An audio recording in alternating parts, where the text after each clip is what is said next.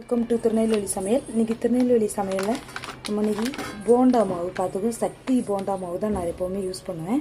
இந்த போண்டா மாவில் பச்சி போட போகிறேன். எப்படின்னு பார்க்கலாம். வாழைக்காய் எடுத்து வச்சுருக்கிறேன், நல்லா நீளமாக சீவி நறுக்கி வச்சுருக்கிறேன். இது வந்து கத்திரிக்காய். என் ஹஸ்பண்டுக்கு வந்து கத்திரிக்காய் தான் ரொம்ப பிடிக்கும் பஜ்ஜியில். அதனால் ஒரு கத்திரிக்காய் எடுத்து ஒரு 5 பஜ்ஜிக்கு நறுக்கி வச்சுருக்கிறேன். இது வாழைக்காய். வாங்க இந்த மாவை எப்படி கரைச்சி பஜ்ஜி போடலாம்னு சொல்லி காமிக்கிறேன். பாருங்க, மாவு எடுத்து போட்டாச்சு. இப்போ இதில் நம்ம கொஞ்சம் சால்ட்டு போட்டுக்கலாம். கொஞ்சம் கொழுன்னு கரைச்சிக்கிடணும். ரொம்ப தண்ணியாக கரைச்சி எடுத்தோம்னா பஜ்ஜி வந்து தண்ணியாக இருந்தால் வாழைக்காய் கத்திரிக்காய் இதிலலாம் ஒட்டாது. இதுலேயே ஆனியன் பஜ்ஜினாலும் போட்டுக்கலாம். இப்போ நம்ம தண்ணி ஊற்றி கரைச்சி எடுத்துக்கலாம். கொஞ்சம் கொழுன்னு கரைக்கணும்.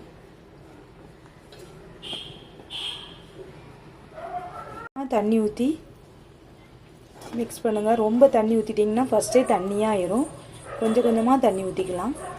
கொஞ்சம் நல்ல கொழுன்னு கரைச்சி எடுத்துக்கிட்டேன். ஒரு கட்டி இல்லாமல் கரைச்சி எடுத்துருக்குறேன். நீங்கள் இதில் காரத்துக்கெலாம் எதுவுமே நான் சேர்க்கலை. நீங்கள் எதுவும் சேர்க்கணும்னா சேர்த்துக்கோங்க. அந்த பொடியோட கலரே இந்த கலர் தான்.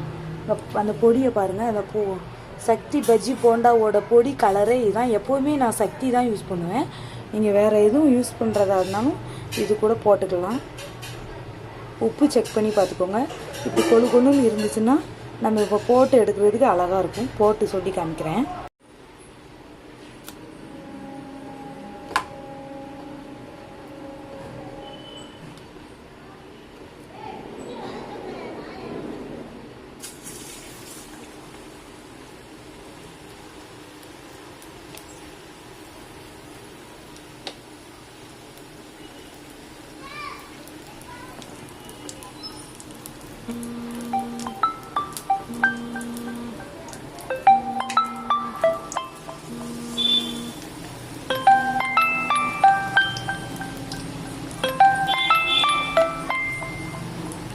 சூப்பராக பொரிஞ்சு வந்துருச்சு பாருங்கள்.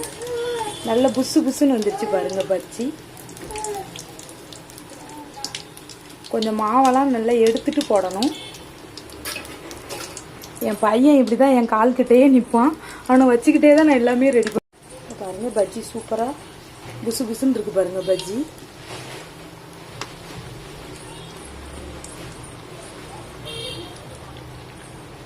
இதே மாதிரி கத்திரிக்காயில் உருளைக்கிழங்குல எல்லாத்துலேயுமே பஜ்ஜி போடலாம். சூப்பராக வரும் பஜ்ஜி.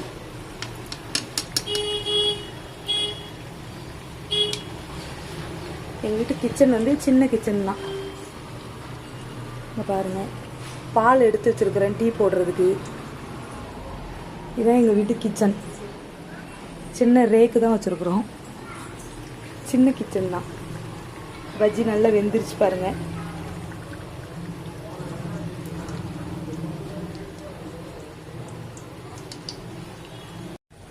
சூப்பராக வந்துருச்சு பஜ்ஜி. இதே மாதிரி அதுக்கு அடுத்து நம்ம கத்திரிக்காயை போட்டுக்கலாம். கத்திரிக்காயை இப்போ முக்கி போட்டுடலாம். அதே மாதிரி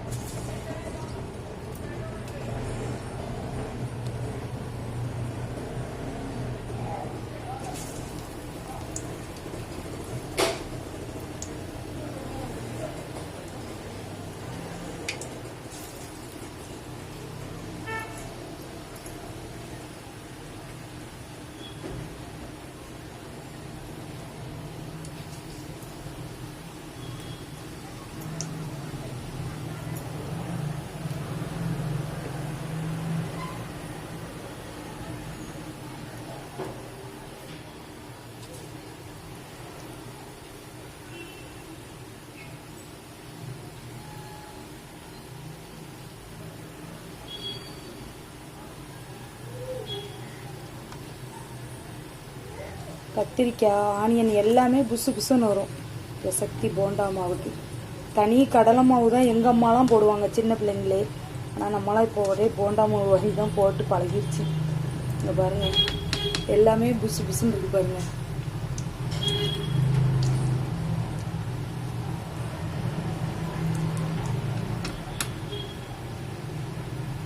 பாருங்கள், கத்திரிக்காய் ஃபுல்லாக சூப்பராக போட்டாச்சு பஜ்ஜி.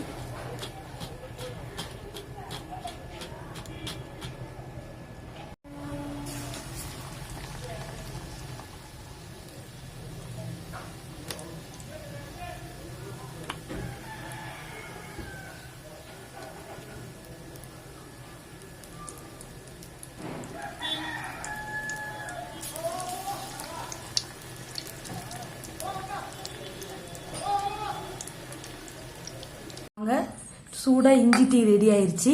கத்திரிக்காய் பஜ்ஜி, வாழைக்காய் பஜ்ஜி. என் பையன் சாப்பிட்டு எப்படி இருக்குன்னு சொல்லுவான். சாப்பிடு.